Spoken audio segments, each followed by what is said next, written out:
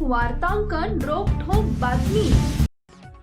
अन्न व औषध प्रशासन विभागात परवान्याच्या नावाखाली मंत्रालयात सुरू असलेल्या कोडिंग लाचखोरीच्या प्रकरणानं राज्यात खळबळ उडाली आहे। या गंभीर प्रकारावर स्वतः मंत्री नरहरी झिरवाळ यांनी प्रतिक्रिया दिली असून हा प्रकार गलिच्छ असून माझ्यासारख्या माणसाच्या प्रतिमेला यामुळे डाग लागला अशा घटना घडल्या की मानसिक त्रास होतोच अशी खंत त्यांनी व्यक्त केली आहे। औषध विक्रेत्यांच्या परवान्यामध्ये त्रुटी आढळल्यास एफडीएचे इन्स्पेक्टर दुकानदारांचा परवाना निलंबित करतात। या निलंबनाविरुद्ध मंत्र्यांकडे दाद मागण्याची तरतूद आहे। मात्र या प्रक्रियेत मंत्र्यांच्या दालनातच भ्रष्टाचार फोफावल्याचा आरोप झालाय। मंत्री झिरवाळचे पीए रामदास गाडे आणि क्लर्क डेरिंगे हे खुद्द मंत्र्यांच्या अनुपस्थितीत अपील ऐकत होते।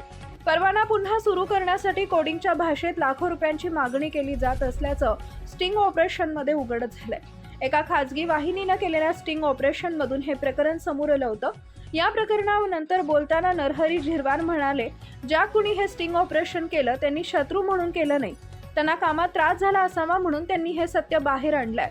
आता या प्रकरणाची सखोल चौकशी सुरू असून जे काही असेल ते सत्य लवकरच बाहेर येईल। अशा घटनांमुळे मानसिक त्रास होतो। दरम्यान या प्रकरणी मंत्री नरहरी झिरवाळ यांनी कठोर भूमिका घेतल्याचं पाहायला मिळालंय। लिपिक राजेंद्र ढेरिंगे विरोधात कठोर कारवाईचे आदेश झिरवाळ यांनी दिले। तसेच केवळ चौकशीच नव्हे तर त्यांची प्रतिनियुक्ती रद्द करण्याचे निर्देश देण्यात आले आहेत।